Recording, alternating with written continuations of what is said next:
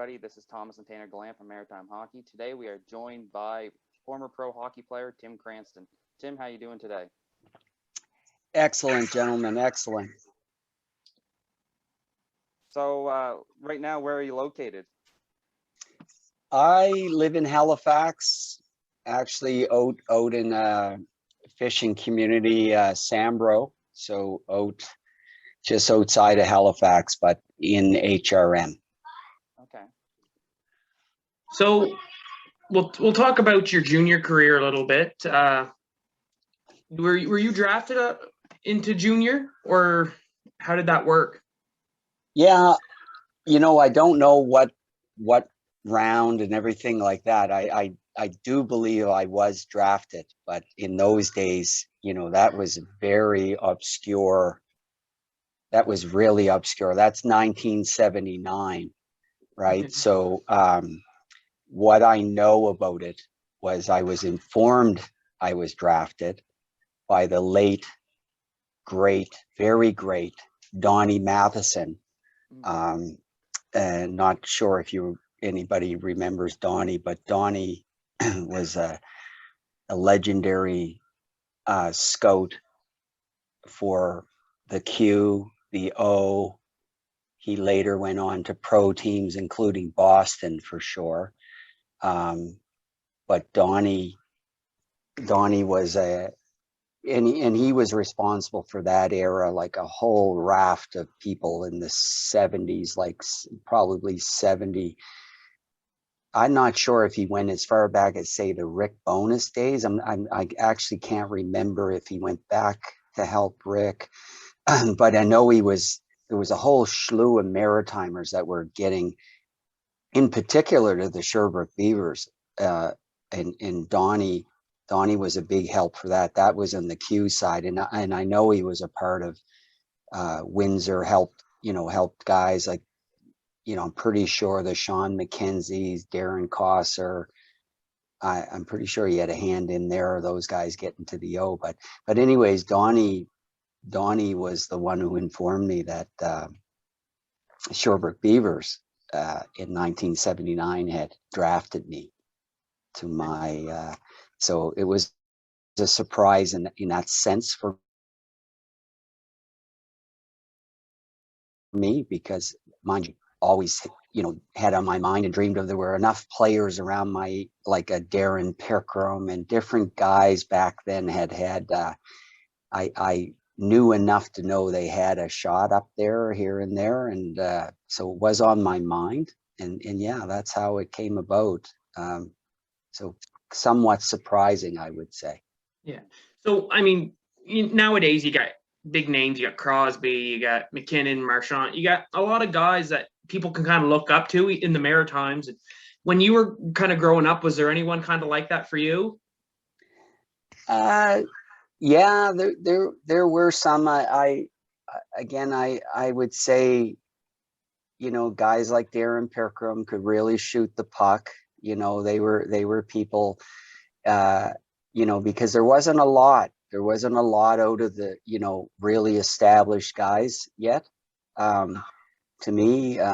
So there was a gap from the old school, I guess, guys that might have come through, that they weren't really on my radar. So, we had a ton of hockey players around here at the time, and, in the big issue really there were no teams like there are now in the Q, for example. I mean, that's just like a piece of cake, right? Like for, and there's lots of role models that are, back in those days, there was a lot of guys that, I know for sure could have played up there. They just, they were just resigned to playing around here and didn't leave home for different reasons. And part of it was, like I had to do, which is literally jump in the car at 16 years old and drive, 1,200 kilometers to go to training camp, right, at 16, without a map, I would add.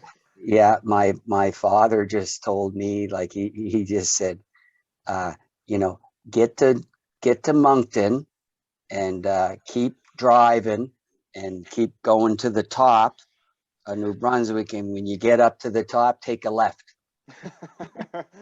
And honest to God to you, that's exactly what it was and what I did. And I took a left up at Riviere de Loup, and all I did was keep driving, and I got to Sherbrooke. Listen to Matt Minglewood for 12 hours straight by myself. But I would like to see a 16-year-old these days just jump in the car and go, right? So different times. You know, there just were a lot of good players around. I mean, and you know, to fill in some gap with how I got to that stage, if you guys, you know, don't mind, and why I was exposed to a lot of our good players around here, is that I actually came out of Bantam. I played Shabukto to the Bantam AAA level back in those days, which would have been akin to the major Bantam level here. And I went from Bantam to Junior A at 14. And so when I jumped into the old Metro Valley Junior A League, I mean, you know, there were still, like, put it this way, I don't know if you're familiar with the name of like a Danny Flynn. Does Danny come up on your screen or your radar? No. Okay, well, Danny's a legendary coach in the queue, and you know, the guys like that, or Jim Bottomley. How about, you know, let's take a Jim Bottomley. Another, I like using the word legendary. Like, that's the only word you can think of for those guys. Are so well deserved on that. But like Jimbo was still playing for Dal when I first got into Junior A in playing for the Halifax Lions in 1977 at 14. Like, Jimbo was still playing for Dal because we played them. I remember playing them in an exhibition game.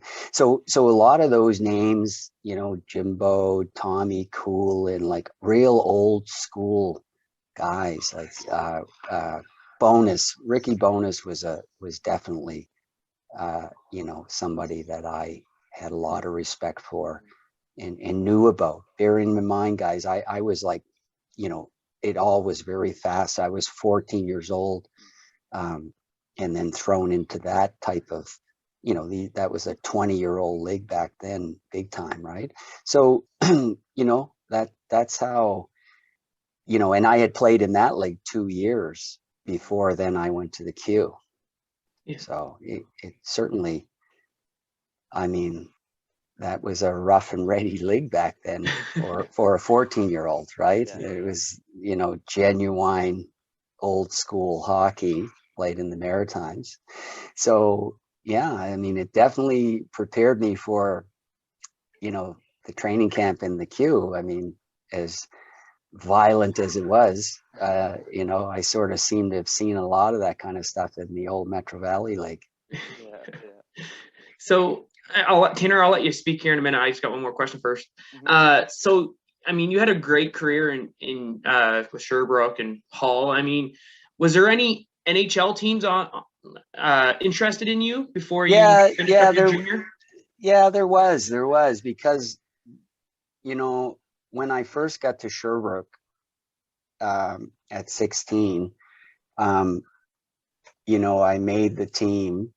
The three centermen ahead of me had signed NHL contracts or certainly were drafted. Like, there was Serge Boisvert, Alan Hayworth, who played for Washington. Serge was, like, I believe, Toronto or Montreal, and then Norm Obey, who was Toronto. And these guys, they were the three centermen ahead of me, veteran players, 19-year-old players. So and Norm had like 93 or 4 goals that year. So, you know, it was getting in there. I mean, I was, you know, managed, you know, it was great to get in there, get a good year under my belt. So I went from, you know, 14 goals or something to 46 goals the next year. And yeah, there was a lot of interest. I mean, and it was really funny. We were getting calls as a family, like agents, and didn't even understand at all that process. And there was a lot of talk. I was supposed to go fairly high, actually, because I had a pretty good outing, like you say. I finished 9th in the league scoring, had 113 points. I played in the All-Star team, All-Star game. That's with guys like Howard Chalk and Mario Lemieux. So it didn't swing. I mean, it was the era too that they were still really drafting, a lot of the project players, I call them, like the big guys that were doing, they were, unless you were in that very top 1%, I mean, they seemed to fill the whole draft with, in those eras, with a lot of,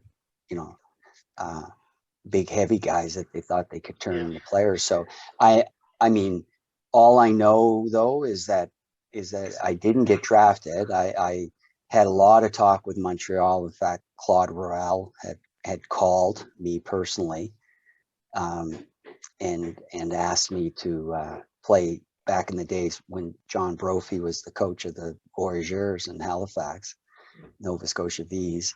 I again, with no agent or something like that, I was asking to get to the big camp. Like that's all I could really say is I wanted in, and they were jammed. I think defending Stanley Cup. On like something like they were like, he was like, and this is Claude Royal, legendary GM and so on for the Canadians, and yeah, just basically telling me to do a couple of years or so in the minors, and I just was like, yeah, no, I'm good. I'm good. No, I'm all right. I had in my mind at that time to go to Europe again, and so I just chose a path, like unlike today, where you have, the players have a ton of information, all agents all over, like they're getting, they're totally in the know about their option for a lot of it, if you know what I mean, right? Like they're unlike that era. So, I was asked to play, and I ended up coming back from Europe one time and actually joined the local, the Oilers here that were playing at Halifax. I mean, there was more than one game. I get credited with one game, but I was definitely in more than one game, but whatever. But that was me. That was me coming back from Europe and them putting me in the lineup then. But yeah, no, it just was one of those things. I just decided I would choose a different path. I look back, it's hard to, I don't regret anything, but I certainly know that a ton of guys that played pro over the years, over my 15-year career in Europe, came over as imports, and I had to compete head to head with in the, especially the bigger markets like the Swiss markets or German markets, like so yeah, I mean, I was playing against these same guys, so it makes you think, how I could have done, because I was in the same cut as as the Gilmores and all of that, right? They were playing for Cornwall, and I was in Sherbrooke and then captain Hull. So yeah, it's one of those things back then. It's hard to put a finger on. I mean, nowadays you'd probably be advised to cut your teeth in the minors for a couple of years. Yeah. So, I mean, it's not like today, you kind of said it. It's not like today where you can look up any league at any time, get info on it. How did you get information on to go overseas? It started, for me, it actually started with a guy, his name was Tony Kumo. Tony was a big time player in the old university, like now we call the AUS. So, and I knew Tony, he was playing at X when I played a year at Dell, and just, I forget how it happened, but he had a brother, Danny Kumo, who played in Holland. Now, Tommy Coolin had played in Holland too. So somehow I got referenced into that. and you know, I just took it in my mind that I would go over there, and basically that's how it would be my launch pad, because it was very difficult, you know, in the higher paying leagues without NHL stats to sort of get on a team, just like it is today. Everybody is very, you know, there's lots of American League, East Coast League guys, like, right? So so I just thought I would cut my teeth from the, you know, I call it the bottom up. Now it's easier said than done in any league in Europe. I can tell you that, because even in a league like Holland, where, say, it may not be on the tier 1 level of other countries, then as an import, though, you know, they judge you about what you do, and as what you do compared to other imports. So at the end of the day, and sometimes for a lot of players, it's a lot of pressure, because they say, yeah, we're not a top tier league, but so we expect 3 goals a game from you every day, right? You know what I mean? So and actually I managed to do that in Holland, but and that's and when I was there, I was really active. I was conscious. I started to learn more about the other European countries, and like Canadians that were there. I started to do my homework and get a better understanding of at least the other Canadians that were around playing, right? Because imports could be from any country. There's Russians, Czech, you know. So I was taking a lot of note, and you imagine the days of, you know, no cell phones or no, you know, text, right? But I was found a way to, you know, so I basically finished the top of that league scoring. And then I was just using that as leverage, and everybody I could meet and knew where they were. And, you know, I was putting myself out there I was willing to just come and practice with teams, right? And you know, one of those breaks I got was Andy Murray, who coached in the NHL and so on. I think he's the coach of Western Michigan right now, but he was coaching in Zurich, and I was now in Austria in a summer. They had invited me over for a summer tournament. And so I was just asking him, could I train with him, that team? That was one of the top teams in Swiss League. So, but from there, as soon as then all of a sudden a job opening happened in the Swiss League in Geneva. One of the imports wasn't putting the puck in the net, and they gave me basically a 2 practice tryout. And I was like, yeah, let's go. Let's do it. And that's kind of how I was taking on some of the early jobs I was doing, is just I was willing to put that, you know, take those, whatever I could get, and see what see where it would take me. Yeah, so like I know you mentioned before that you played for the Nova Scotia Oilers for a little bit. Now, when that happened, what was it like for you as especially a Halifax boy, playing for their hometown team, and how did that come to fruition? Yeah, well, it was, you know, again, I think somebody made contact with them and, you know, said, you know, why don't you have a look at this guy? And I think at the time, the best they could offer me moving forward was like a 50-game contract or something. Mm-hmm. I can't even remember what it was, something like that. And I was like, nah, I'm good. I'm going back to Europe, right? Yeah. And I had a lot of that kind of stuff. Yeah. You know, I had one, I had made Team Canada. Oh, I had gone to Team Canada camp in Calgary. Dave King was the coach. Mm-hmm. And again, they had made me an offer, and you know, I won't disclose the amount, but bottom line is I was like, nah, I'm good. I'm good. You know, I was now chipping away in some of these good markets like Switzerland, right? Yeah. It's hard to turn that down, that was pretty good paydays in that day, right? So I, but back to the Oilers, yeah, it was good.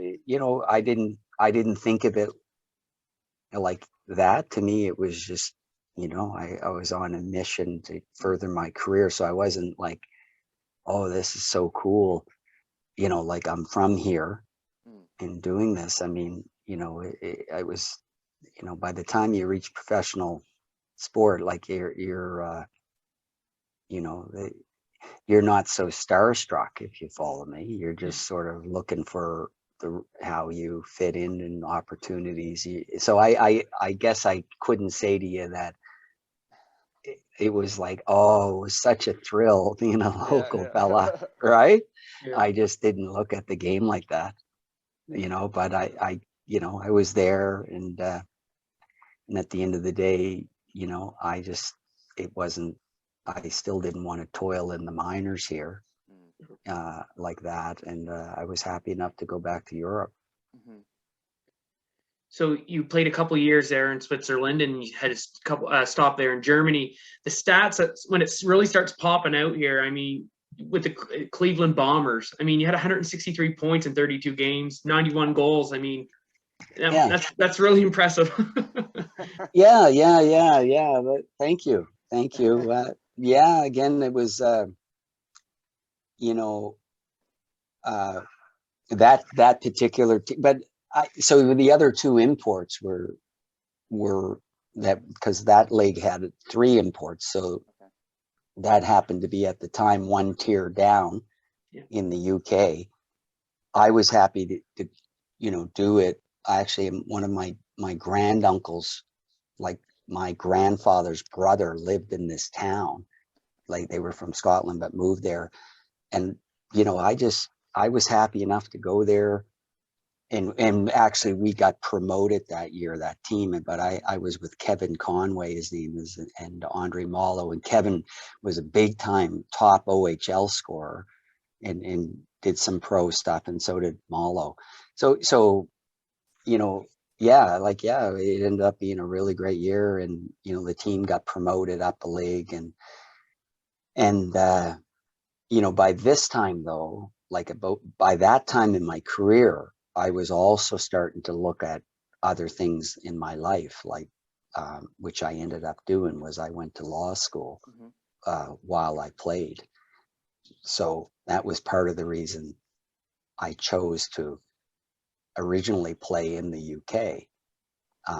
That I had some ideas on those kinds of things at that point. So yeah, I had now gone through, Holland, Austria, a couple gigs at this point too. By the way, I'm calling them gigs, right? Like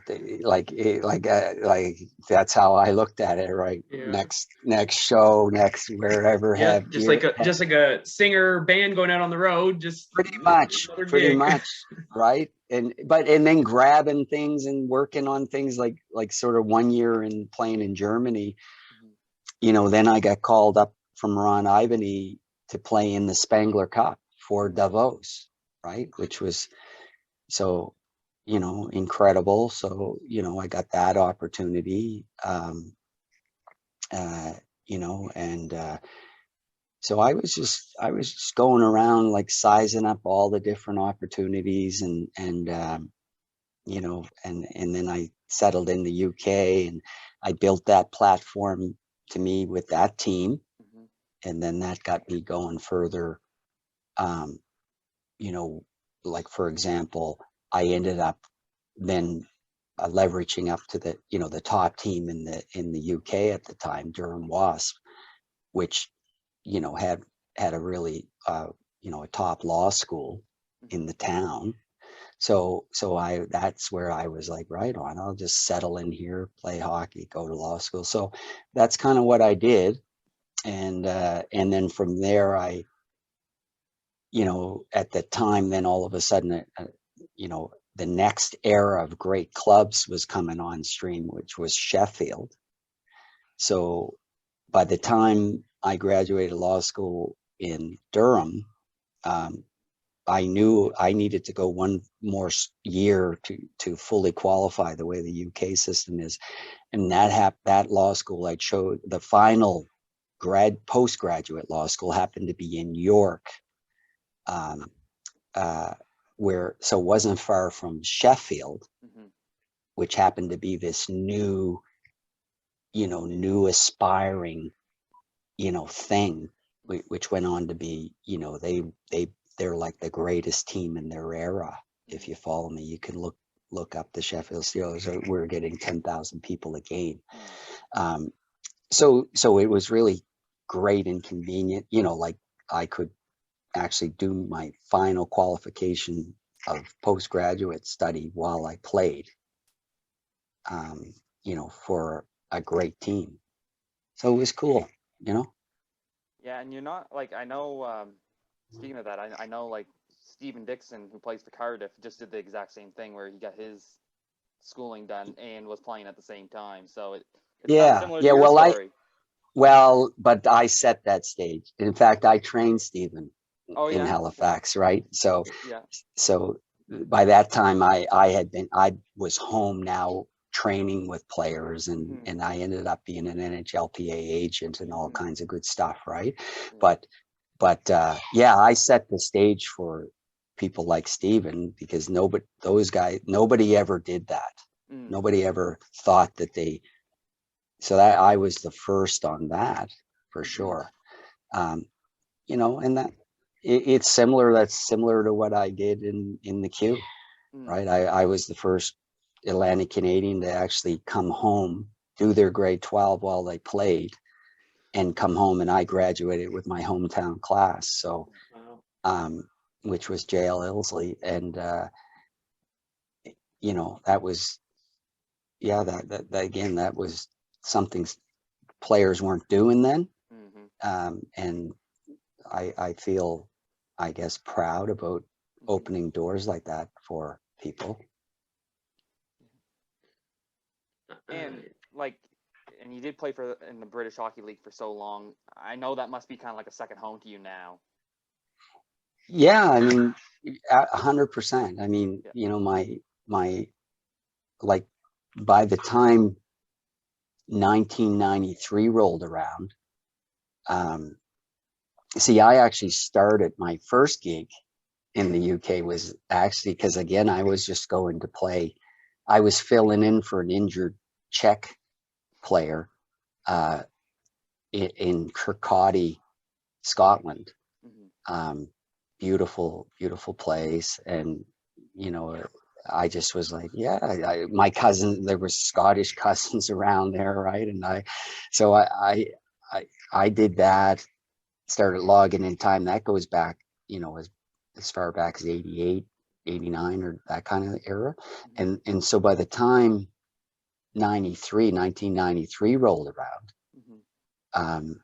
I had enough time in, because my grandfather was from Scotland, from Glasgow. I then had enough time in to apply for my passport, which I got. So I got my British passport in 93.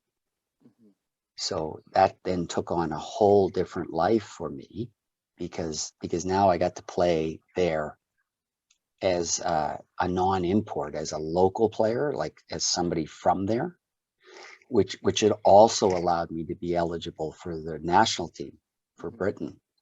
And so that led to me playing for Britain. My first of my 4 world championships with them, that started in 93. We were in the B pool at the time. And so went and played there, and we won. We won the B pool in Holland, beat the 3 favorites at the time in that pool. Like, Holland was one of them, Poland and Denmark. And bada boom, bada bing, we were in the A pool in 94 in Bolzano, Italy, and we drew Canada and Russia, right? So, and we had to play the Russians less than 24 hours after our own national team British Championships was played. Like we went in there with like in that game like 6-7 guys still hurt from our own season. Not like today where they have a month off and training camps and total preparation, right? We were still beaten up and we had to play these guys like Bure brothers, Yashin, Kaminsky, and the list goes on, right? On a full ice, 200 by 100 in the World Championships, and then Canada the next game. Oh, jeez. That must be it well. Well, I do remember our three Scottish goalies were drawing straws to see who was going to have to get into the net against Canada, right? Canada had Corson, Buckberger, Shanahan, Sakic, Korea. Right? So, but funny thing is we actually outshot them, but we still lost 8-2. But not too bad. Not too bad, right? I mean, take the good with the bad. Came out alive. Yeah, exactly. I mean, you have a lot of different awards and stuff. I mean, you're Spangler Cup winner with Team Canada, and I got the stats right up here, in 84 and 85. You have multiple BHL championships. Well, I just don't mean to jump in. I didn't play. Okay. No, I didn't play for Canada. I played for Davos, the Swiss team. Yes, sorry. Yeah. It has Canada here. It does have Canada.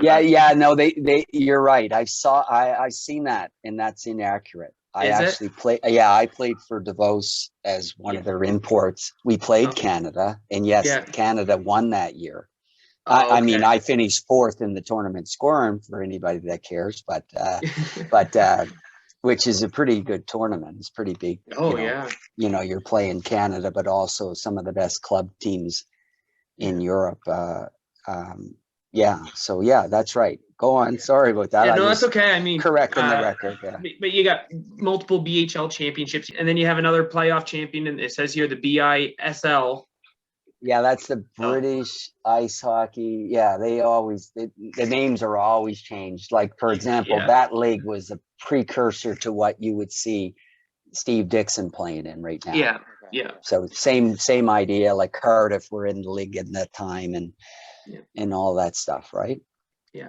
So I guess you joined Sheffield. I mean, you played there, 5 years or something like that? Yeah, Sheffield. Yeah, Sheffield, and that was just tremendous, right? Big time club to this day. Yeah, it's still a great organization. Yeah, big and good, and people are, they were exceptional, right? I had great years there. I was there when we were more or less just building the early foundation of that club. So I bonded really well with the fans. That was part of how I played, I was honored to be in their Hall of Fame, and then they retired my jersey, number 4 I was wearing at that point. I mean, it's just, and can't say enough about that town, and it's a top club to this day in Europe. And the club before I played for, Durham, was a top in its era. So it's all good stuff. And so those types of, just to give you a perspective on that type of stuff, is when you win your country or whatever, like, you then play in, we'll call it the Champions League, which then puts you against other winners of other countries, right? In a kind of a playoff the next year. So, all of a sudden you're playing against the German champ in the top league, if you follow me, or Finland. We were in Hämeenlinna, all Norway, all of a sudden you're playing against, the best around. It was pretty good stuff. Yeah. And if anyone wants to look up to like your if you look you up on YouTube, there's fights with you, and I mean the guys you are fighting, they're so huge. I was like, bigger balls than I got. Well, I made a silly pact with the devil one time that I said I would never turtle. I don't know why. I just said I would never turtle. And I believe it was a pact with the devil. And so as a result, and I wasn't, I would never back down. That just says the least. But really, I was a goal scorer. It was my mission, right? And that's what but I wasn't going to back down. Now, in those days, in whether it's Europe or wherever it is, scorers still had to hold their, it was just before full-on enforcers came in. There were enforcers, don't get me wrong, but you still had to, take care of yourself if you wanted to keep playing. So all of us, as a result, I'm out there, hanging on for dear life, right? And at 5'8", like, it doesn't take much before a guy who's 6, 6 in change and counting. So you just, you learn how to survive. That's more or less what those were about. Now, mind you, I was fared a lot better when it was my height. Yeah. Oh yeah. Yeah. Not so much of a reach. That's a different ball game. Yeah. But so rough going, you're right. There's a whole mixed bag. It must be some, when you're trying to get a read on, what type of player or what. I mean, some of the video, there's a ton of video out there, I guess. So, And I guess another thing I should say is I should say is, it's been a little bit since you've played now, and I look at the EIHL now. How have you seen hockey over there change compared to when you played into now? Well, first of all, the game itself, all over the world, everything's picked up, right? Because, the whole era of guys training round the clock all year, and everything that goes into it, so that whole era that we're currently watching is the whole standard and level, it has risen. But it's one of those types of arguments to say, well, how good would Gordie Howe be today, right? It's like I'm pretty sure he could make the adjustments, right? Find a way. Oh, come on. Absolutely. It's you're right. So the standard has definitely risen. The imports that are going over there are a perfect example is when you mentioned guys like Steve Dixon and that, right? I consider that, they're all good, accomplished players, had their shots at pro, but I will take a step back from that type of talk about Steve Dixon's. I mean, don't forget though, when you're playing as an import, even back then, right, you're still matching up against all the types of imports that roll in, right? So for example, I mean, I played with, Jamie Leach, which is Reggie Leach's son, or a Ken Priestley. These are 2-time Stanley Cup champ guys, right? And all of us, and Jason Lafreniere, another unbelievable, first round pick, back in the day. So it's all relative to me. Like, yes, we're in a different era, right? But it's not, it's tough to say. Yeah, so things have changed. I will say that the local in the UK, the British hockey, there are a lot of good, Liam Kirk is an example, playing for, right, the Coyotes are in that system, drafted.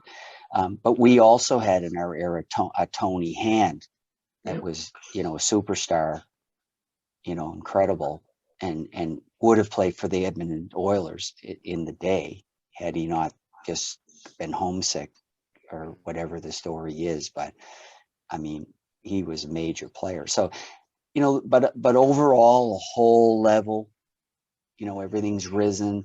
Certainly the way players started mixing, like with the European Union, and the way there was freedom of workers and players, if you follow me, like all of a sudden you had all kinds of influence now in a league like that. In England now you had, you know, the Scandinavian countries coming in, and anybody that was part of the, like, you know, free trade agreements with the union. So, you know, you even had Eastern Bloc kind of countries coming in. And it was cool for me to witness stuff like that. If you follow me, like when the whole Russia, when the whole wall came down, so to speak, right? I was playing in that era and got to witness that whole result on sport and hockey. So it was kind of cool. Yeah. Jeez, yeah. So we'll kind of talk about maybe after you retired. What did you look at doing once you retired? Was it kind of, were you worried about that? I mean, some players worry about that, you know. Yeah, I hear you, but remember the game plan that I was talking to you about and working hard on? Like, so to put in a piece just to put that all into perspective of what I did going to law school. I actually went to law school, and the whole qualification process for being a lawyer in the UK, I did that while I played full-time pro hockey for 7 years together. Wow. So I was laying the groundwork Yeah. to eventually coming back here as a lawyer. And then I wrote the bar exams here and became a lawyer here. Yeah. Well, that's quite smart. I think there's a lot of guys that don't really think of it at the time when they're playing. They're thinking, you know, I'm going to play for so many years. They don't worry about the future, and it comes back to bite them sometimes. Oh yeah, definitely. Kids, I think the players are a lot smarter though. Yeah. Back then they really didn't have those plans in place, right? They barely, guys that played major junior in those 70s and that, I bet you could go back and, you know, it, like getting your high school was not the norm, if you follow me, like completing your high school. So, you know, that's a long time ago, but the kids these days they're all, like, through guys like me, you know, they're not, you know, they're now that they at least are looking at their options a lot more. And certainly the ones that nowadays, there's more of a reckoning too, that I believe that once they're kind of into the European stream, they're probably should be looking at their next phase of their life. Yeah. Right? Because the dream, you know, is probably over. The odd guy kind of pops back out from there and comes over here. Yeah. And this is stuff that, you know, that I came into it because one of the early phases of coming back home here was one of my aspects I did in addition to the law was I actually was an NHLPA agent. So that was at least 15 years. So interesting stuff. So that was my next question about the NHL becoming a player, an agent. So how did that happen? And maybe you can tell us a bit about that. Yeah, it happened because I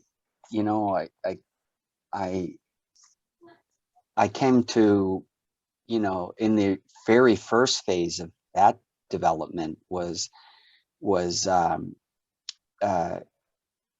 I was all the relationships I had made across Europe, you know, in countries like Czech, Slovakia, all various countries. I was, as you know, in major junior, they're allowed so many import players a year. So that was my first, I was bringing the Europeans over here to play for the Mooseheads. An example would be Peter Vrana, that was the captain. But I've had at least 3 Europeans for the Mooseheads. But I was supplying them to all the teams in the CHL. Thanks. Because you really do have like a footprint on hockey in Nova Scotia. I mean, you have your foot in everywhere. You know what I mean? Like, it's just. Yeah, pretty much. It's when you break it all down, it's I could go into a lot of rooms, if a lot of generations and a lot of old school, and basically say, feel part of that, right? And that even includes expanding on that theme from Nova Scotia. I mean, another day's discussion, but obviously I went and had a great time playing for Corner Brook Royals in the old Newfoundland Senior League that we went on with a tremendous team, best team ever in senior men's hockey. I was coming back from Europe early and joined that team that went on. So and with some tremendous Nova Scotian boys, Robbie Forbes, Stan Henniger. So yeah, when you sit back and you go through all the stories and all the body of work, let's call it, right? It's a lot of stuff. Yeah. And I think, well, what people tell me and Tanner, I mean, we're still quite new to the hockey world and getting to know people and stuff. I mean, everyone says the same thing. You think it's a big world, but it is a small community. You do get connections, and you meet people along the way, and it's smaller than what you would think. Yeah, definitely. I definitely agree. It's one of those, 3-6 degrees of separate, like, somebody that knows somebody that definitely knows you, right? Like, there's no question about that. And even when I was working with like kids out of Norway, it would be because I knew their father, if you follow me, played against them, and so once you go through all of this stuff, his name was Patrick Thorson, that ended up being Rookie of the Year, playing for Moncton way back, and then went on to be the highest scoring from Western Europe player in the KHL, playing for St. Petersburg. But I mean, these are just exactly, he's now got a bunch of kids, like, so yeah, hockey, and the era, some of that old school guys I knew, Tommy Coolins, Jimbo, Danny Flynn, Daryl Young, right? And then not far removed, there's still some old connections. Like, for example, you take Daryl's brother, Wendell. Wendell's still the GM of Chicago Wolves in the AHL. So, and, I just remember obviously growing up playing against him from Chebucto and Halifax. I mean, that's 40, 50, 50 years ago, right? Yeah. And those relationships are still there, and people are still in place. Yeah. So that's why hockey is, why it's famous. Like, you've got to always carry yourself that what goes around comes around, because there's people that stay in place for a long time. Yeah. And I guess, Tim, like, another question I have to ask is, after playing and going overseas for so long, why did you come back to Halifax area and start to settle there? Well, we're like salmon when Nova Scotians are like salmon, right? We're always going to swim back upriver. Yeah. That's, and that more or less was for me. I had invested in a property back on some of my early paydays. I just had a piece of property that I just knew for me I was always going to come back to, one way or the other. So, it's on the water, and I just knew that's where I was headed no matter what. Once I did my tour duty in Europe, 15 years, right? Yeah. So I was always going to come back here. Yeah. And you're still in that same spot, that land you bought? Yeah. Still at the homestead, yeah. Bunkered right in now. bunkered right in, and yeah, Yeah. training up my next guy here, my little guy, who's 9 years old. 9 years old. Yeah. And he's right Yeah. into hockey, is he? Big hockey. Yeah. You got the paddling going, judo, but hockey, we're hitting hockey. He really, he enjoys it. So, Yeah. so we're having a little bit of fun with that. Yeah. You And can look him up on Bodog Hockey, is Instagram. oh, is it? Yeah, Bodog Hockey. His name is Bowen, but we call him Bodog. Bodog, yeah. Yeah. So he's cutting his own little reputation right now. Nice. Does Yeah. he ask for tips from you or no? He's not yet. Not at that age yet. It might He's take... a reluctant receiver of tips. Yeah, but somewhat. But Yeah. he's got his own way he wants to do it. So I got to go with the flow. Yeah. So Yeah. I guess, I don't know if Tanner has any more questions. Before we end it off, I want to talk about, I mean, we both read an article, and I know we were talking about it before. You trained Sidney Crosby? Yeah, that's right. Yeah. Maybe you can tell us a bit about that. And yeah, the well, I when I came home, one of my teammates was Sid's uncle, Robbie Forbes, who was, and when I had come home, one part of what I did even before I did the agency, it was I was on the ice training kids, like that development side of it rather than the agent side of it. So in that training part of things, Robbie, I met Sid, and he was part of training groups. He was doing all kinds of stuff, obviously, right? He was doing all kinds of really good training all over the place. But I did have a training group, and he was part of it for a couple of years. And I ended up, he was obviously, right, we're talking about the C word here, right? But it was, he was just, and whenever I was bringing the European kids over here to train, the ones I was talking to you about, I would hold training camps here, and get them exposed to North America and training here as well. And I was always inviting Sid, who started to really make an impact for himself, even with these older European kids. And so, it was just along those ways, I ended up, designing up a drill for him specifically. I actually called it the Rocket Rajard drill.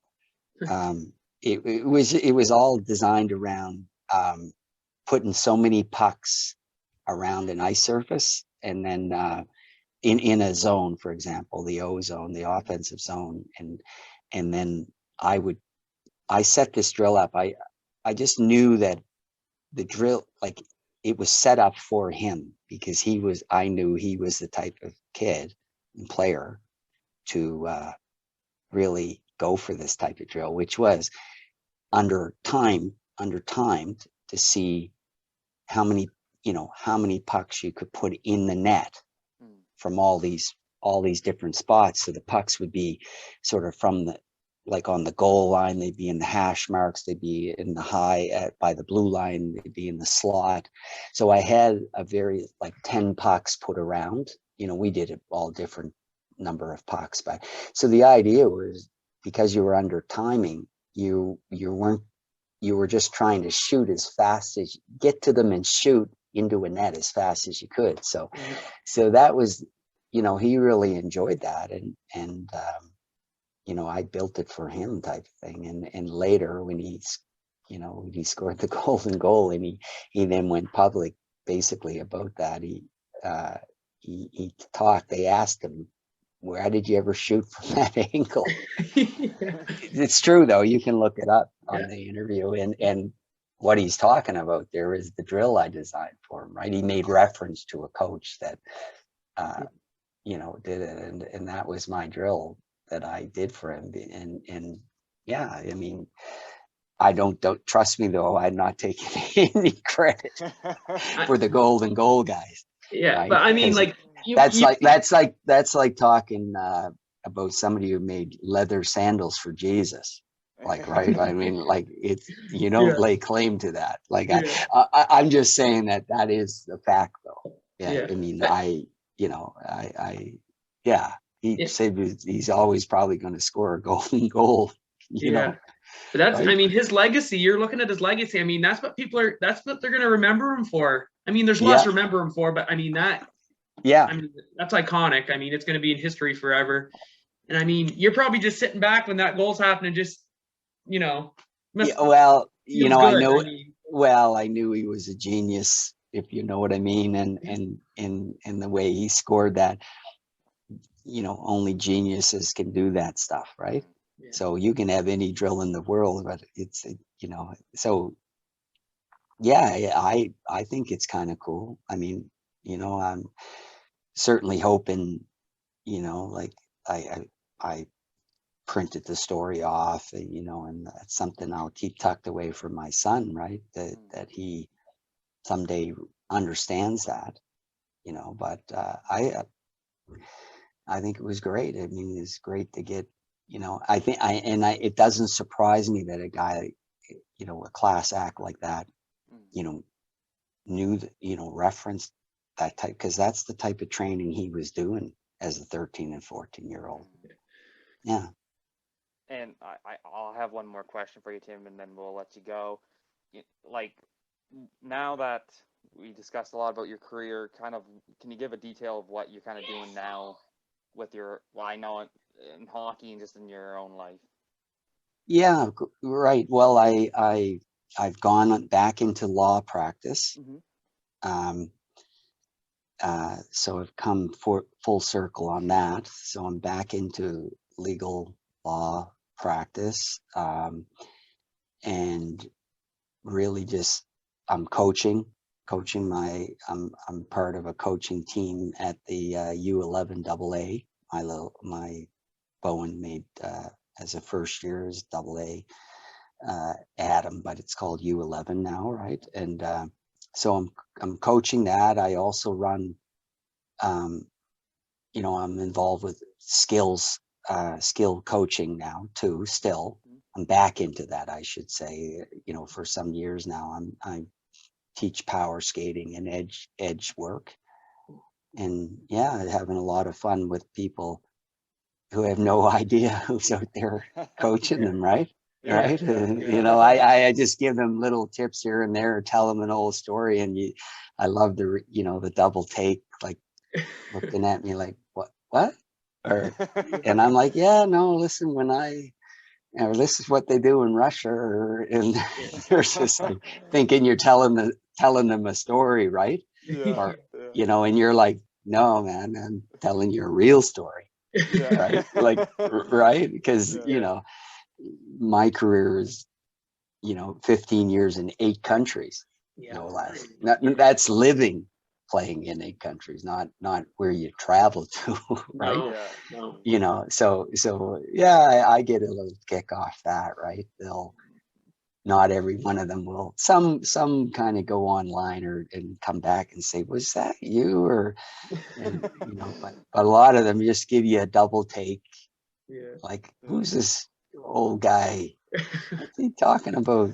And I just go, but yeah, no, I hit the edge work and the power skating really hard with put a lot of effort into it for them. And so legal work professionally, and coaching and raising my little guy, and so all good. You got your All hands full, good. that's for sure. Definitely. That's I was late here because we're on the light. That's just, it's pretty much every day. Yeah. No, that's good. Pretty much. Thomas, did you have any other questions, or? No, I'm great. We really appreciate you coming on, Tim. It means a lot to us. No, boys, I happy that you guys can have an interview like this. And wish you all the best, and really am happy for, you know, you guys following maritime hockey like that. That's kind of where this came from, right? As you guys know, I would see a tweet like, and of course you would probably marveled at the first times you would see me sort of like it or make a Yeah. comment. I'm Oh, sure yeah. you were like, who's this guy? Right. And a ton of them were always, you know, I had some connection, if you follow me, right? Yeah. Yeah. So some connection to the Newfies, some connection to PEI, you know, Yeah. some connect, you know, all of them, like, because you take New Brunswick alone, like one of my early client for years was Patrice Cormier, Oh, yeah. who plays in the KHL. So you guys, somebody would say, oh yeah, or somebody would say Patrice Cormier scored, you know, and I'd be like, yeah, right on, go Pat. Or you guys would know because I also represented Kevin, his brother. Okay, But so, you know, it's just a big body of work and a connection to maritime hockey, right? Yeah.